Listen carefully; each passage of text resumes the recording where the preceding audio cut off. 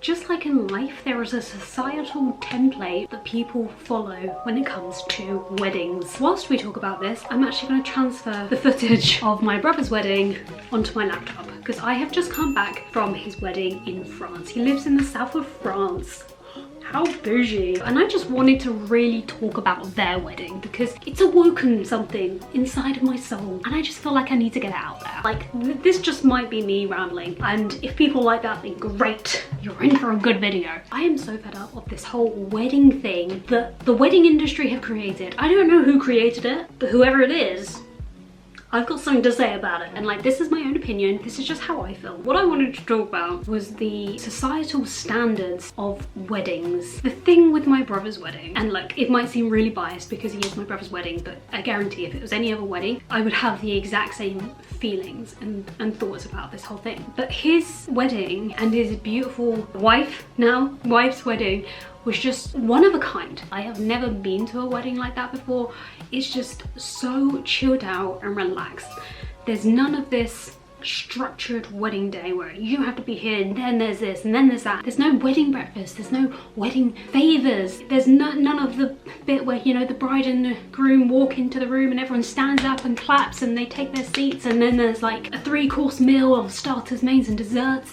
There was none of that. There wasn't even the cutting of the cake. Like, these guys had profiteroles, which I love because that is just them all over. My brother loves profiteroles. And so I really, really admire what they've done when it comes to breaking the traditional rules, breaking the traditional boundaries of weddings. Rather than it being them sticking to this structure, it's been like they are happy to do their own thing. And I think it just works so much better than following the template that is set out by us, by whoever made up this template. I find with weddings nowadays, it is all based around perception, how it looks to other people from the outside. Everyone's judgment. Oh yeah, we've got to have this, and we've got to have this ice sculpture, and this chocolate fountain. And I find that's the way that people are traditionally going nowadays. We're having this big grand wedding that costs thousands, like tens of thousands of pounds. Like, I know people who've spent like 30 grand on a wedding, man. Like, that could pay off a decent chunk of your mortgage, you know? That could put a decent chunk towards a deposit on a house.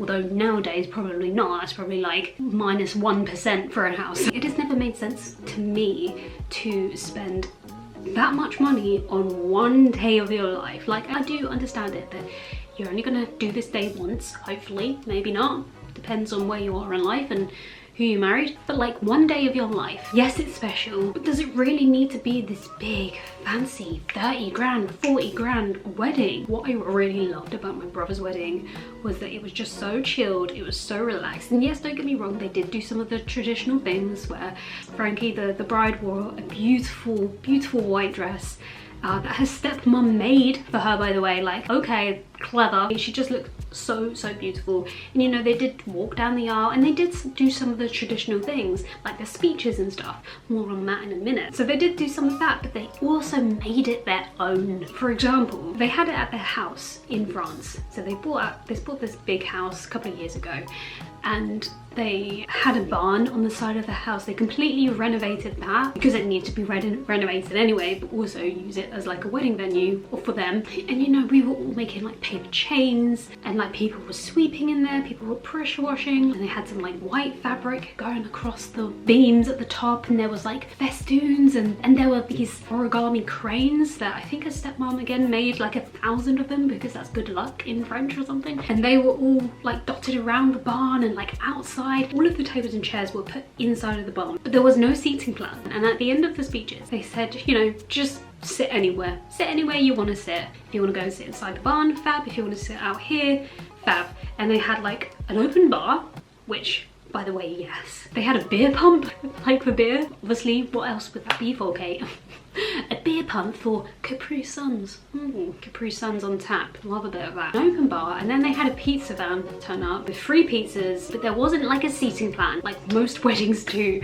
It was just so chilled out and relaxed, and I just freaking love that. They have set the bar now. I don't know if I even want to get married, but if I ever do, then that would kind of be the style wedding that I would throw on. And I'm not kind of dissing any of the weddings that I've been to, because I've been to some lovely and beautiful weddings. Another thing that I really appreciated is that they didn't stick to a specific traditional structure. Usually you have the meal first, which is usually like a 3-course meal, but they had like pizzas at an open bar, and there was cheese and baguettes and crisps and nuts and all of that sort of thing. So usually you would go for the meal first and then the speeches after the meal. And so instead they did the speeches first and then they did the food. So everyone was doing a speech, and there were about 5 of us. 5 of us did a speech. Again, not like a traditional wedding. All of the people who did the speech could do that and then just relax for the evening. I can't tell you how much I appreciated that, because I was my brother's best man. Again, very, you know, non-traditional. He's asked me to be his best man. He's got so many best mates that he could have asked, but he chose me, and that was a real honor to like stand at the front with him during the ceremony and, you know, give them both the rings. That was a really beautiful moment. So it was a real big honor for me to be my brother's best man, but it also meant that I had to do a best man speech. So a couple of videos ago, I think it's in the video called This Changed My Life, where I said this one thing and it helps me with anxiety about things. And in that video I was talking about being my brother's best man and doing a speech at his wedding, and I decided to try something where I had an event coming up for like a charity music event thing, where I decided to do a little speech there in order to like give me like a stepping stone to be able to do a speech in my brother's wedding, because I was really nervous about doing a speech at my brother's wedding. Because one, the best man speech is like meant to be the funny one, so there's like a lot of pressure on me to be funny. 2, it's my brother, right? Everyone loves my brother. He's just such a welcoming, kind, genuine, down-to-earth person that can get on with absolutely anybody. So everyone loves Rob, and it was just like this pressure of me to do his speech justice. So I was talking about in that video doing a speech at this charity music event, where if I did that, then I would be able to say, well, evidently I can do a speech at my brother's wedding. Evidently I can. Also the name of my Etsy shop. Shameless plug. It kind of just gave me the confidence to be able to go up and do this speech at his wedding. I practiced a lot.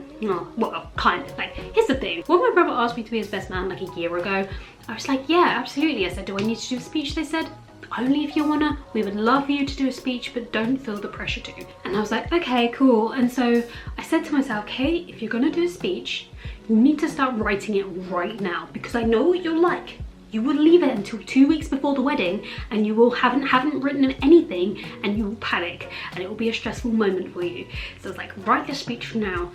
Anyway, 6 months go past and I'm like, oh, I should really think about writing that speech. 9 months go past, oh, I should really think about writing that speech. 2 weeks before, and I've not written a single thing. It was like this pressure of being like, oh, I really need to write this and I really need to practice. And then I ended up writing a 10-minute long speech.